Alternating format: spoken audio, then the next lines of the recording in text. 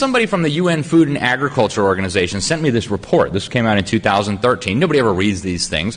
But he said, this is important. You have to read this. So I read it and ended up writing an article about it. It was published in May of 2016. UN let them eat bugs. Kind of the Marie Antoinette. I don't know that she really said that. A lot of people say she didn't.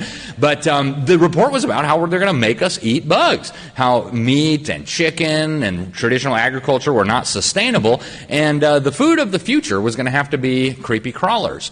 And they actually have a big section in the report about, those Westerners, they're pretty picky with their food. They're not really going to want to eat bugs. We're going to have a major propaganda campaign. We'll use state-funded media, and we'll use government indoctrination centers masquerading as schools to get them used to the idea of eating bugs. And so I reported all this over 10 years ago.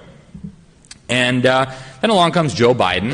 With regard to food shortages, yes, we did talk about food shortages. And it's going to be real. It's going to be real, right?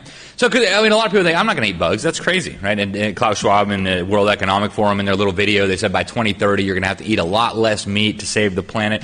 So how are they going to get people to eat bugs? Well, a combination of propaganda, indoctrinating children, and making you very, very hungry.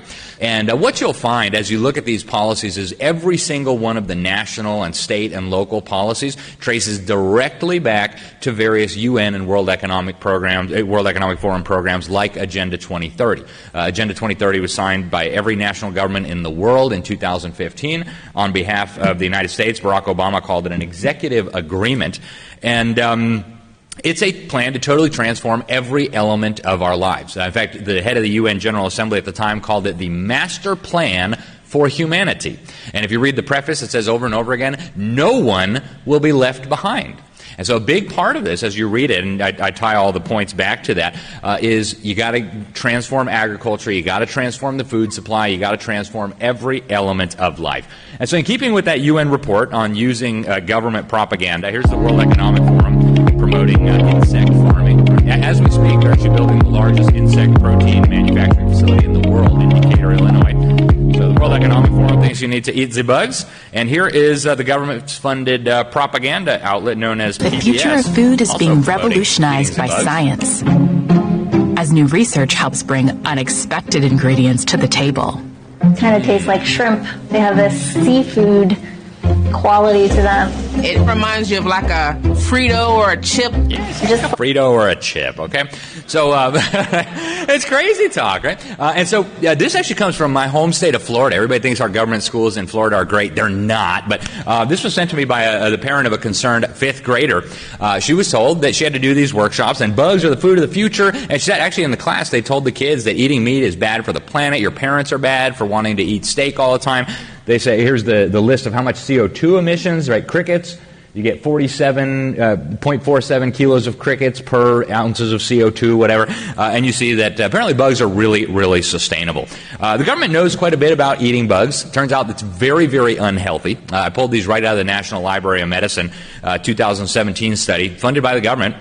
Said that the chitin in bugs, the exoskeletons, will provoke human innate immunity to generate a deluge of inflammatory cytokines which injure organs and, in persistent situations, lead to death, multiple sclerosis, systemic lupus, and cancer. Sign me up, right? So the goal, folks, is not to save the planet. It's not to save the climate. Like the revolutionaries used to say back in the 60s, the Students for a Democratic Society, the issue is never the issue. It's not about global warming. It's not about sustainable development. It's about enslaving humanity. They want to wipe out small, medium-sized producers, centralize food control in the hands of mega corporations in bed with the mega governments. They want to move the population into the mega cities and ultimately bring about this great reset in what they call the New World Order. And I'm out of time, but I'll leave you with Dr. Kissinger, our satellite time is running out. What wonderful opportunity to conclude our week here with such concrete proposals and ideas of how we can really create, I would say, a new world order. A world order where everyone shall eat bugs.